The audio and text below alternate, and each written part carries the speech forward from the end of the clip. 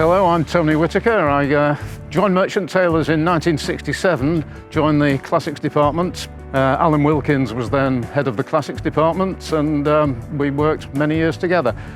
I taught the full range of classics: Latin, Greek, ancient history, classical civilization. I also got involved in general studies, and for 1 or possibly 2 years I taught philosophy when that was an A-level being offered here. Like most people who are able-bodied, I got involved in sports, so I did rugby, cricket. When I eventually sort of officially retired in 2006, I carried on for a few years with the sports, and one of the very few physical mementos I've got of my time at Merchant Taylors is an ID badge which has my name and sports coach written underneath it, which I'm inordinately proud of. The school has changed obviously a lot since 1967. Physically it's changed a lot. When I came, there was no super duper sports centre, there was no sixth form centre, there was no music centre, there were no women on the staff, and there was no economics on the timetable. Incredible, I know. But I think in many respects the place has stayed much the same. Another place that there wasn't was Milton House. My wife Anne, before I met her, worked at Lancashire County Cricket Club in Old Trafford, and she knew several of the members there. She was sort of involved with PR and that sort of stuff. And she told me later on about a very nice old gentleman in a Panama hat who used to come in and see her regularly in the office and talk about his little school in Crosby. Turned out his name was Milton, he was a Mr. Milton, and his little school in Crosby was then called Crosby Preparatory School.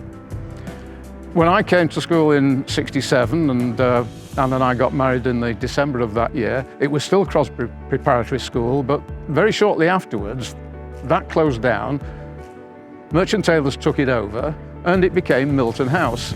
And so this little school that my wife had heard about before I had turned out to be basically where I lived most of my life for the next 40 years, because Classics was based in there, I had an office there and so on. Anne and I cleaned it out together. I can remember several maps with vast areas of pink for the British Empire, and a stuffed tortoise, and that's about all that I recollect of the actual contents of Crosby Preparatory School. And then when Merchants took it over and the Classics department took it over, I and a number of the then Classic sixth form actually went in with paintbrushes and tins of Dulux and gave the place a makeover. You know, teachers and pupils together sloshing paint around says a fair amount about the relationship between the staff and the pupils, which I think by and large was maintained throughout the rest of my time here.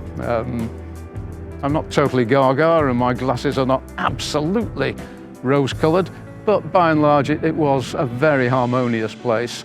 I stayed here 40 years, many others stayed for decades. That wouldn't have happened if we hadn't been enjoying ourselves, and we wouldn't have enjoyed ourselves if the experience in the classroom hadn't been really very rewarding. So I'm sure we're all grateful for that, and if any pupils are watching, I hope it's reciprocated.